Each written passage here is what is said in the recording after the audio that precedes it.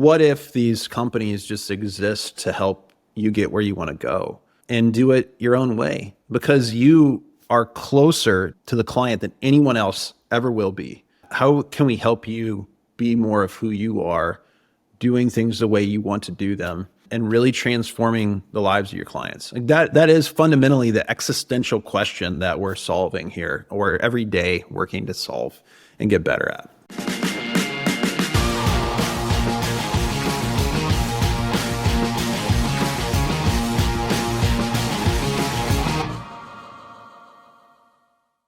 Jud, awesome to have you here. Thanks for joining the Alternative Universe. Yeah, man. There was a little volley going back and forth when we were trying to come up with the name for this podcast. Alternative Universe, I feel like just encompasses it really well. I mean, we deal with alternatives, but this whole idea of the universe that surrounds it, the players inside of it, getting access, it really does. It's a universe. Sometimes people need help navigating that. And I think for a lot of people, it's weird because it's like you need your own new Rolodex of all this stuff. And there's like new things, not that we have Rolodex anymore. We have our contact app and iPhones or whatever, but like there's just so many little things to it that it's its own world too, especially if you've been a financial planner your whole career and you're not dealing with this kind of stuff, or you've been just managing, public equities. You have your own set of things that you really understand. But then if you're really trying to go in and like professionally own alternatives, it's a completely different universe in so many ways. The crazy thing is the universe is always expanding, and so is this one. It's always expanding. There's always new things. And, is this the next thing that I need? There's a lot of questions like that. Maybe this podcast could be like the Hubble telescope. Yeah. Of the alternative universe. Though? Isn't there a new one that's taking like better pictures? I don't know, but I'm going to look it up as soon as we're done. But yeah, and I think to your point, Jud, this whole idea of the alternative universe, when you're trying to break into it, or when you're first learning, there's obviously formal ways of going out and getting educated here, but also there's this whole new vocabulary. And I think it takes some time for people to start to understand the overall private markets. And I don't know that we're going to try and do that here on this podcast, but I think something that helps, it definitely helped me, is hearing people like you share their story about how you got involved in the private markets. And I think most of us are involved in the private markets more than we even know. But getting involved in investing in the private markets and then playing a role in helping guide clients into those private markets and make wise decisions about how they're allocating their capital. But also just hearing your personal story about how did you end up here? I got my start in, I grew up in an entrepreneurial family and then went to undergrad, took a job at Orion, and then just kind of started understanding, the broader wealth management world. I mean, I understand personal investing and all that kind of stuff growing up, but really understanding from the wealth management perspective how things are evolving. And as I was at Orion, we were evolving what we did. The best ideas came from our advisors. And I remember years ago, I had this client that, you always have these clients that are like, I wish you were wrong, but your insights are so cutting because it like clearly identifies our gaps. And it hurts to hear that sometimes because you're like, oh my gosh, it's a lot of work. And I wish I could say there's a better solution than what you're saying, but like you're telling me exactly what we need to do. And that person for me was JD Bruce at Abacus. They came over to Orion with a ton of private investments and, all kinds of different things that their clients were using. And we really needed to mold our model to what we needed to do. And that was, I think, a large factor in some of the stuff that Orion has from a technology perspective. And then as I really went along, I wound up leaving Orion in 2015 and started a consultancy and worked with a lot of firms that were asset managers, third-party asset managers, and advisor networks and platforms. And it's interesting to see kind of what are the keys to growth and all of that. And I had an opportunity to work with really quality firms while I was at Orion too, like the Creative Plannings and Mariners and all these firms that were like really, like Edelman, like growing super fast, bringing on a lot of business because they built a machine. As we grew, this industry is, as it's noted, there's a lot more struggle in organic growth for these firms. It's harder and harder to grow It's a lot easier just to buy advisory firms and to roll them up and then to just use the compounding effect of organic growth that happens without a lot of like necessary progressive work inside of these firms to like truly do business development. So it's a nice little compounding factor. We wound up selling that business to Carson and joined there. And we had 130 offices around the country. We had a lot of advisors that I really enjoyed spending my time with. And then getting that time with them, it was interesting to see really kind of what was most intriguing to their clients and prospects. And it wasn't the things that we were marketing. It's great. We can market backdoor Roths and we can do, financial planning and we can do even advanced financial planning. That's all good. But like when I talk to really, truly high net worth people and I go to events and things like that, they don't care about any of that. They care about private investments and accessing it. And then understanding kind of the delta between the desire from a client and then the ability that the firm had to truly operationalize all of it. It was a huge delta. And then you understand kind of the risk standpoint, and then you go and look out at the universe of different choices you have, and you kind of find a lot of gaps. You're going to see cool technology that's like, the Silicon Slopes tech, like the Cartas and things like that are being built to really serve private investments. But problem is like Carta, AngelList, all these things, they're being built for this, but they're not really being built with the wealth management conversation at the center. Because fundamentally, what I've always believed, and I now believe it more and more as I've gone through life and had all kinds of things occur, that an advisor's there for a really great reason. And they should be knitting together the conversation for somebody. If they're truly a fiduciary, a super trained expert working on the behalf of the client, they should be there guiding them all through all sorts of things. They don't have to necessarily be a family office. They don't have to like be writing checks when you're buying properties and stuff like that. But like, I think the evolution of advice is actually trending more toward that. So how do we help them truly integrate all these alternative opportunities into all of that and do it in a way that's, totally flexible to who their clients are, both accredited and qualified clients, and understanding that the advisor is not standing in the way of private investments. The client's going to invest in them with or without their advisor. But the advisor, as a fiduciary, should be there to help make sure it's the best thing possible. We also found that a lot of advisors were accidentally becoming asset managers in private funds. They were creating their private funds to serve a need in their clients. And it was just like, oh my goodness, what did I do? Because I've created another business, like a literal LLC generally, inside of my business. And now we have this administrative burden. We have fund accounting. We have LP management versus client experience. We have our clients now, maybe their first time private investors. Now they're changing their tax filing timelines and there's creating new stress there. And at the end of the day, are we even properly integrating it into our broader story? Because maybe our funds are filled. Like we filled our fund quickly. And now we have 2 funds and 1,200 clients. And we're sitting here in a 10-year fund. Every year we're going back and managing it all. And it's a lot of stuff. So we saw a huge opportunity to just be super intentional with how do we bring this to the table and how do we make it a good table? How do we make it a strong, centralized narrative? So anyway, that's probably more than you're asking for, but that's really kind of how I got here and what we're doing. I love it, man. No, it's a really good story. And I think that your personal experience and your journey to being right in the seat now, really focusing on solving problems around the private investing process, not just for the investor making an investment in private markets, but also how do we help and empower advisors to be at the center of that transaction? Because I think what you mentioned is spot on. High net worth individuals or entities make these investments with or without their financial advisors. And I think more and more, especially as we've seen over the last 15 years, the independent market, financial advisors really expand and grow and mature. They're attracting higher and higher net worth clients. And those clients come with private investments, whether they are recommended or not. And the advisor is really in a position where they want to stay at the center of their client's life. And they need to be at the crossroads of each one of these transactions, not just understanding why it was made, but also how it fits into the overall portfolio. When we think of long-term wealth management, sometimes these private investments can make up a pretty large portion of somebody's net worth. Yeah. And so how do we do that? And obviously that's one of the solutions that Mammoth is looking at doing. or looking at solving for advisors and their clients. I know you cut your teeth at Orion, and help our audience understand a little bit about what Orion's doing. There was actually a point that relates to private markets when you transitioned out of Orion and continued on with your career that has a lot to do with private markets. Can you tell a little bit about that?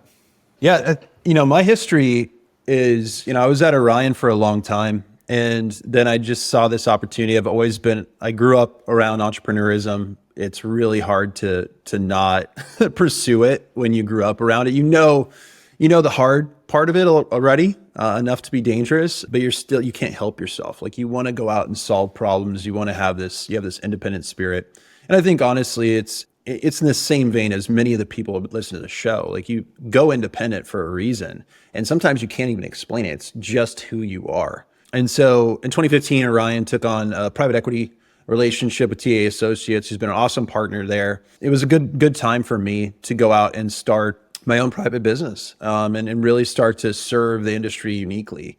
And, owning private businesses, whether you're an advisor or whether you're an investor or a fund manager, however, it changes your perspective and it changes your needs.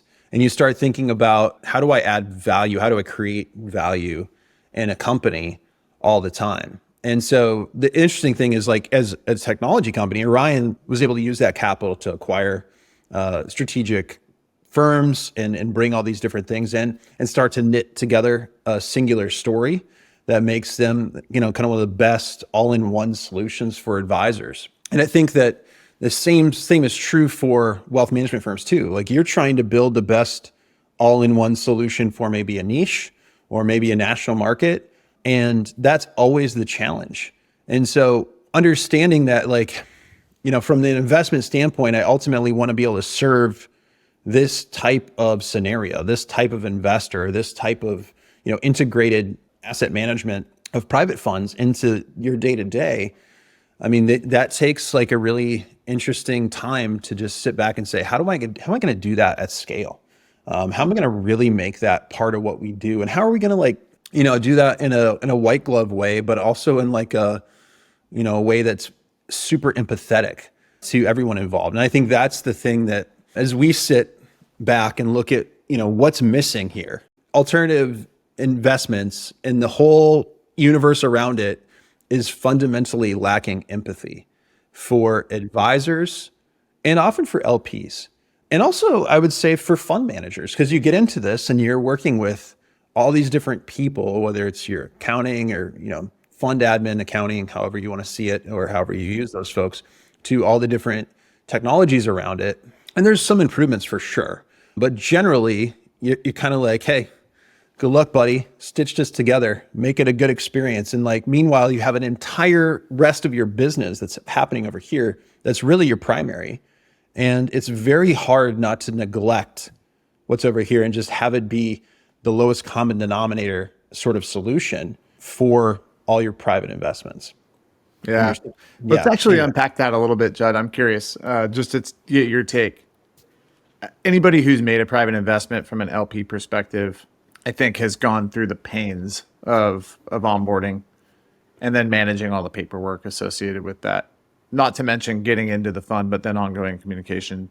And so unpack that a little bit. You said something there around, hey, I want to try and control or improve this experience from the perspective of an advisor.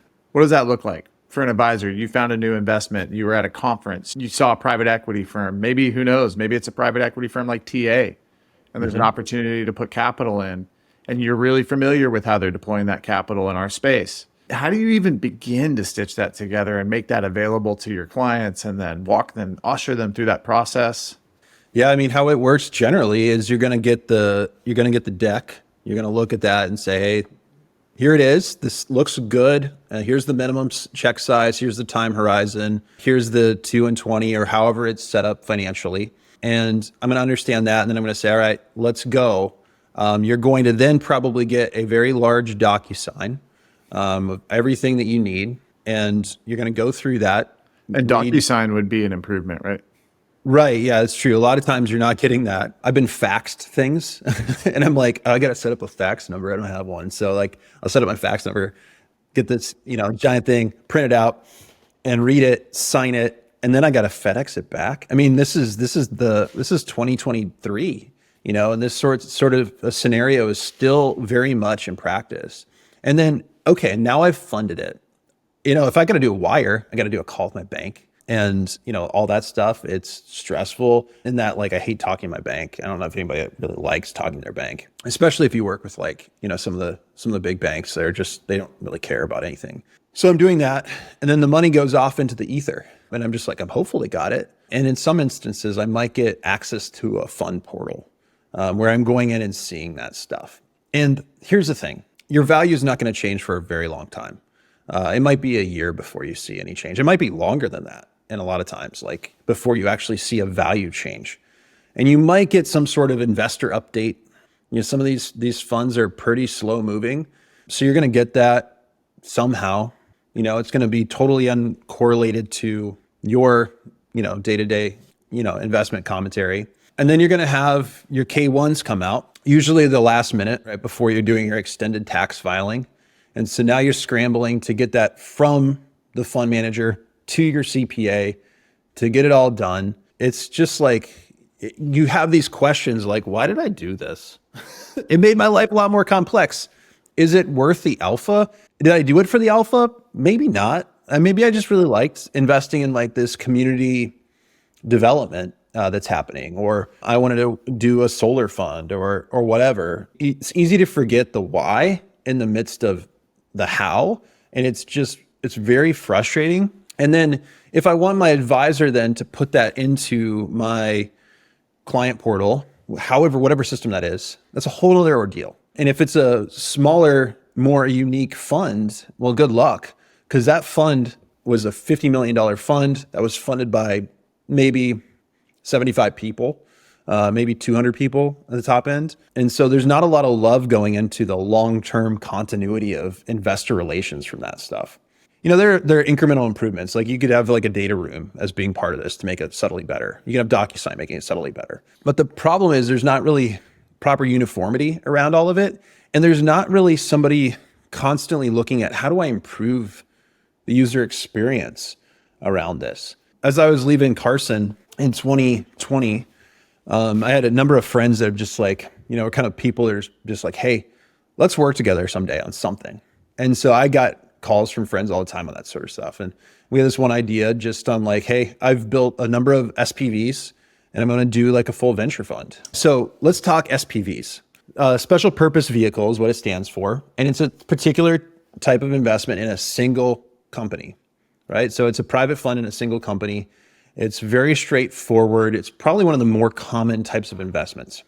It's easy to communicate, hey, this is the company that we're investing in. How we do it is through a special purpose vehicle. The point of using an SPV would be to maybe meet a minimum investment within that single company by bringing multiple investors together. Yeah, and it simplifies the cap table too for that client or for that company. Got it. So you're not going to have like Steve and Jud and then all of our friends. You're going to have, one LLC that is the SPV that's represented on the cap table. And so it simplifies that. You have one commentary. You still do have all the fund accounting stuff though. As the offerer of the SPV, you're still dealing with, now I got to issue K1s to all the underlying investors in this fund. Friends of ours had built that. And so we said, let's come in and look at this and sit back at it and just help me understand the flow. And so we just looked through it and we're like, well, this is that hodgepodge I just described. Like this is the LP experience where you're doing this.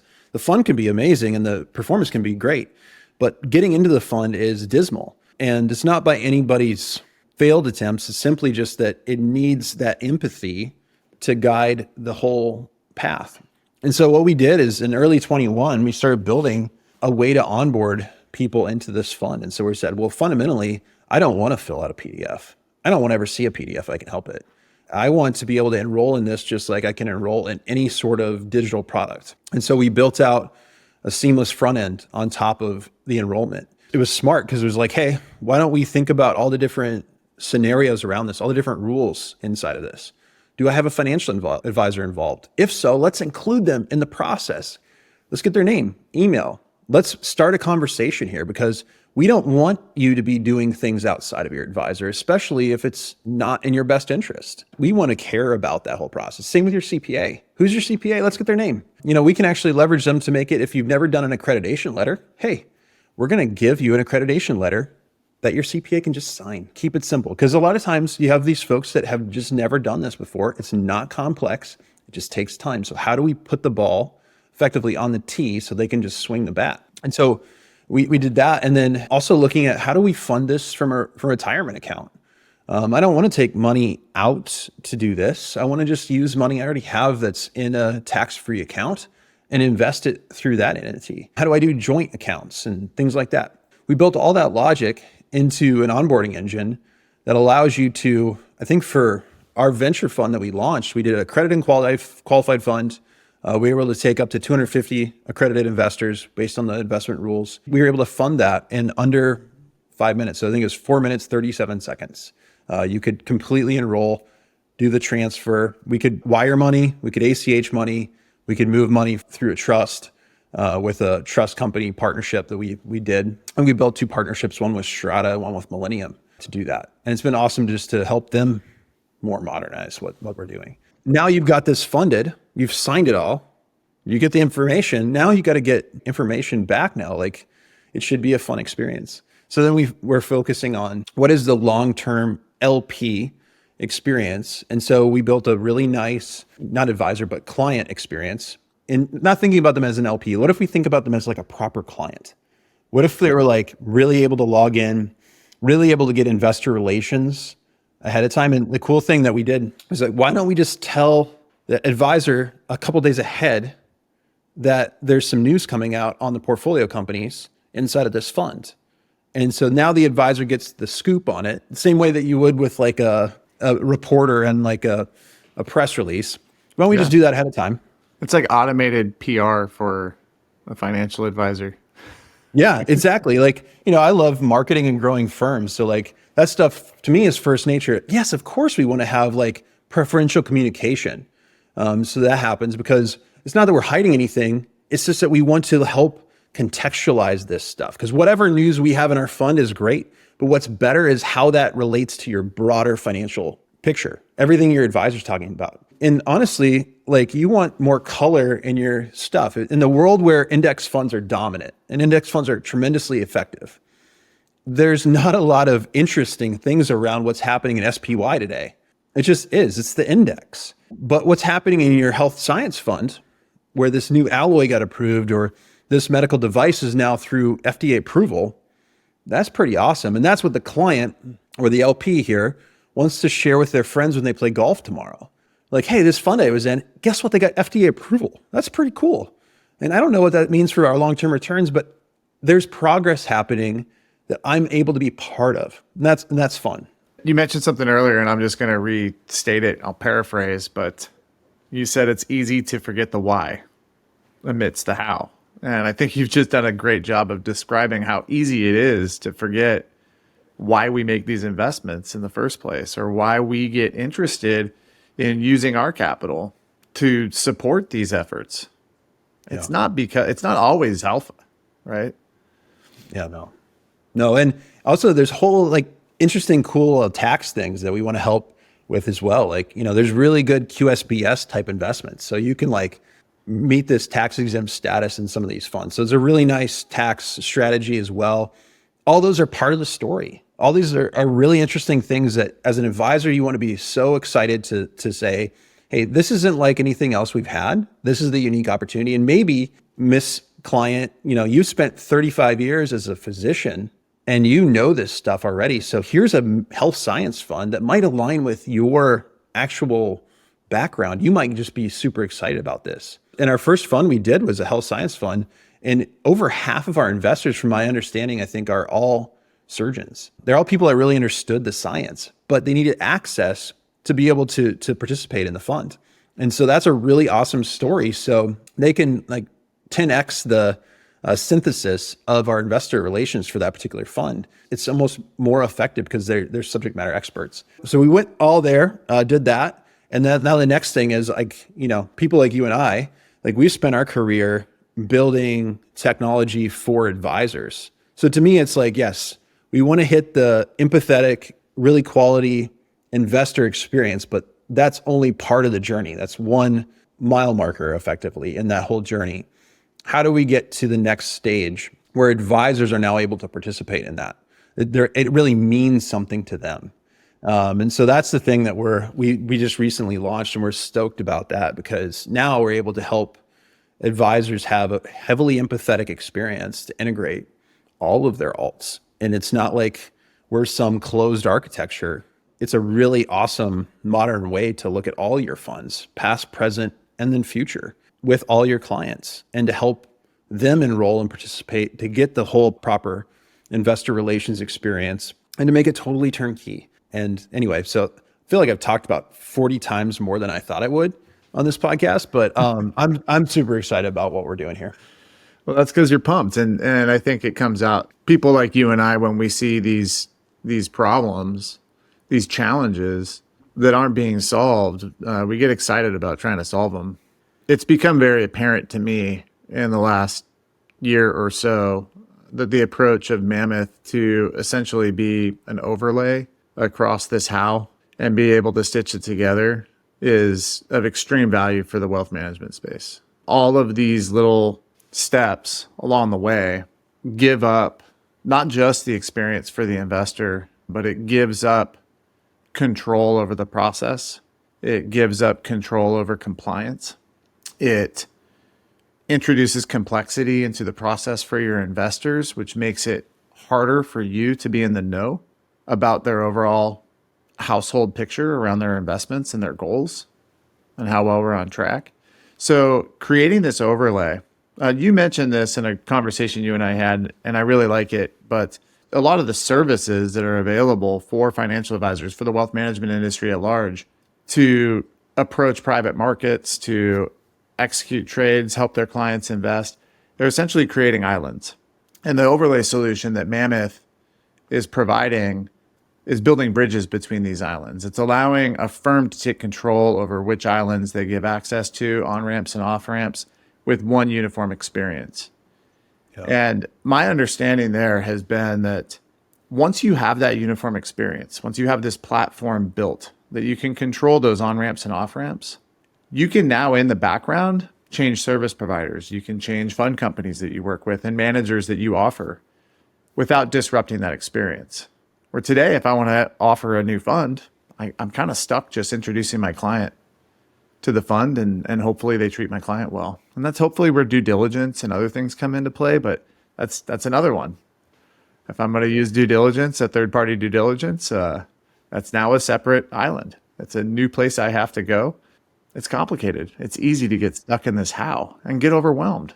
And as a result, not offer the appropriate great opportunities that are available because of the complexity. It's kind of, it sucks, right? It really conflicts with this fiduciary responsibility that maybe I'm not doing the right thing because there's no margin, because it's too hairy. Yeah, there's too much heartburn for the organization to deal with to do this. So you're sitting here and like, the best thing to do might be based on the tax opportunities or the alignment with the client's interests. It might be one of these alternative funds, but like if it's too much work, that's not a very good excuse to sit there and say it's too much work to do this. I'm like, well, the right thing always is a little harder, I think, but like our goal is to help you do the very best thing for your clients at scale in a way that feels honestly delightful to do that. I love the bridge idea. I love that we are bridge builders because I love bridges. I don't know how you feel about bridges, but like, the Golden Gate Bridge, great example, connects SF with Marin County, right? Like it transforms the whole area. You could take the other bridges, but like that bridge transforms it. Like you get to connect two amazing places and you have this amazing scenery to span the Pacific and the Bay from your left to your right. And, here in Charleston, we have the Ravenel Bridge. It's like our big bridge. And it connects Charleston, the peninsula, with Mount Pleasant, where I'm at. And it transforms those areas around it. It creates a community and a vibrance around it that otherwise wasn't there. You had to take a ferry or you had to go around and like all these different things. And I very much am finding so much joy in the fact that our advisors who are using the technology now are able to experience the benefits of a bridge, and a bridge that's agnostic, honestly, to the underlying things that are most in your best interest or your client's best interest. Like, let us help connect it. We don't have to be the everything store. We can be the connective tissue to make it all happen really well. That's right. And that's the thing is you'll talk to firms about alternatives and everybody's going to have a different process. They're going to have different guidelines around what types of investments they're willing to support and take responsibility of for their clients. And, you've mentioned this in the past and you just said it again now that, we take the stance of being agnostic, that we want to honor those guidelines that these firms have put in place for whatever reason they have. That's not for us to decide. If they need help making those decisions and setting those guidelines, we have great resources to help them. But at the end of the day, we want to be the bridge. We want to help them connect these two islands or multiple islands together. As you were sharing this story, Jud, it was making me laugh because I was thinking about, the other company that you have founded and run, Milemarker. Yeah. And I'm thinking as Mammoth is the bridge, it's this visible layer. It's a way of connecting these islands that's experiential by nature. There's tunnels also. Here in Boston, we have a lot of tunnels. We spent quite a bit of time and money building tunnels. Famously, yes. And it's funny. It makes me think of Milemarker as being the tunnel builder. Yeah. Ultimately. Yeah. Right. And it's like, Elon Musk's company is the boring company. It's like kind of a fun play. But like, if all the things are connecting, that stuff is pretty boring, but that allows you to get to the things that are actually truly exciting. Traveling through a tunnel, it's not really boring, right? Like it's actually pretty fabulous. So like, hey, I just went under downtown Boston and I saved an hour or whatever it would be, right? But I got to where I wanted to go much faster. The whole experience of that. So travel is a huge thing for me. I love traveling, but like to be able to have the proper experience of travel is huge. And in an industry that's so inherently disconnected because it's inherently partisan, and that's ultimately been part of the downsides of custody or things like that, where you have these battles and then you have these closed systems. And you obviously have security and stuff like that that really, really matters. But what if these companies just exist to help you get where you want to go and do it your own way? Because you are closer to the client than anyone else ever will be. How can we help you be more of who you are, doing things the way you want to do them, and really transforming the lives of your clients? Like that is fundamentally the existential question that we're solving here, or every day working to solve and get better at. Absolutely. So we have our bridges and tunnels. This has been an awesome conversation around alternatives. I think we could keep going forever, but when we think about this, we're talking about coordinating all of the different pieces. And I'm going to coin your quote here, but it's easy to forget the why amidst the how. And we need to solve for that, right? We need to simplify the how, take it off of the forefront, and really help our clients remember why. You bet. This is fun.